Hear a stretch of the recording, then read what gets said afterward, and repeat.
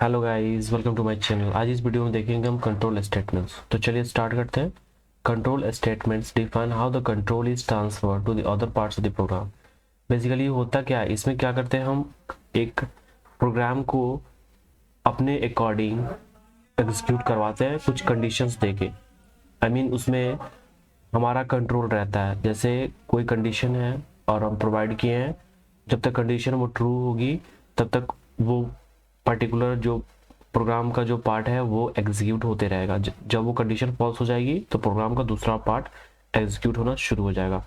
तो इसका मतलब ये है कि हम कंट्रोल कर रहे हैं प्रोग्राम को कुछ कंडीशंस प्रोवाइड करके। बेसिकली ये होता है कंट्रोल स्टेटमेंट्स। और कंट्रोल स्टेटमेंट्स ये है जिसके थ्रू हम कंडीशंस देते हैं और प्रोग्राम को एग्जीक्यूट करते हैं, और हम डिसाइड करते हैं कब तक वो प्रोग्राम एग्जीक्यूट होगा। C language supports 4 types of control statements: if else, go to, switch, loop. और लूप के अंदर वाइल, डू वाइल और फॉर लूप। ठीक है, लूप 3 तरह के होते हैं: while, do while, for loop. इसको हम डिटेल में देखेंगे, क्वेश्चंस करेंगे। और सबसे पहले हमारा टॉपिक है इफ एल्स। तो चलिए देखते हैं if else. This statement is used to test a condition. इसमें क्या होता है, कंडीशन को टेस्ट करते हैं। ठीक है, and take one of the two possible actions. इसमें क्या होता है, एक कंडीशन प्रोवाइड किया जाता है, एक कंडीशन दिया रहता है, और उसमें अगर कंडीशन सही आ जाए तो फिर एक स्टेटमेंट एग्जीक्यूट होगा, या फिर ब्लॉक ऑफ स्टेटमेंट्स होंगे जो एग्जीक्यूट होंगे। उसको हम क्वेश्चन में करके देखेंगे अच्छे से डिटेल में समझ के।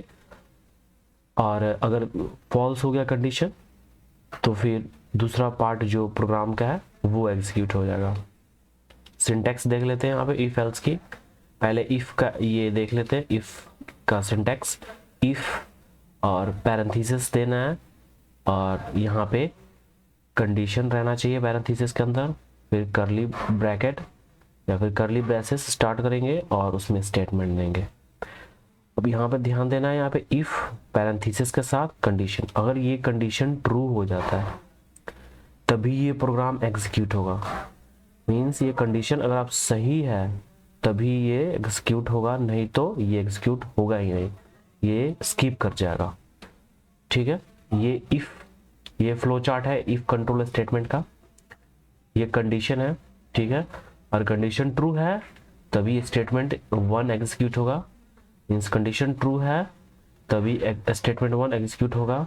अगर फॉल्स है तो वो एग्जीक्यूट होगा ही नहीं, जो नेक्स्ट स्टेटमेंट है वो एग्जीक्यूट होने लगेगा। मीन्स ये प्रोग्राम जो करली ब्रेसेस में है वो इफ का पार्ट है। इसके अंदर जितने प्रोग्राम आएंगे ये कंडीशन ट्रू होने के बाद ही एग्जीक्यूट होंगे। अगर नहीं ट्रू होगा तो फिर ये करली ब्रेसेस के अंदर जितने प्रोग्राम्स मतलब स्टेप्स लाइन लिखे हुए हैं वो एग्जीक्यूट होंगे ही नहीं, ये करली ब्रेसेस के बाहर आ जाएगा कोड एग्जीक्यूशन के लिए। Here if the condition is true then statement is executed, ठीक है, and if the false the next statement which is immediately after the if control statement is executed। तो मैंने वही बोला अभी, कंडीशन अगर ट्रू है तो स्टेटमेंट 1, और कंडीशन फॉल्स है तो नेक्स्ट स्टेटमेंट जो कि ये करली ब्रेसेस के बाहर है। हम क्वेश्चन में करके देखेंगे। ठीक है, अब आते हैं इफ एल्स स्टेटमेंट पे, हमारी जो मेन टॉपिक है उसकी सिंटैक्स होगा इफ, सेम ऊपर वाले जैसा ही है, इफ और ब्रैकेट में कंडीशन, ठीक है, पैरेंथेसिस में, और स्टेटमेंट 1। ठीक है, ऊपर मैंने देखा था अगर ये कंडीशन सही है तो ये स्टेटमेंट एग्जीक्यूट होगी। तो इसमें क्या होता है, हम इफ के साथ एल्स ऐड किए हुए हैं। तो अगर ये कंडीशन सही नहीं है तो ये एग्जीक्यूट होगा नहीं, अगर ये नहीं एग्जीक्यूट होगा तो फिर एल्स वाला पार्ट एग्जीक्यूट होगा।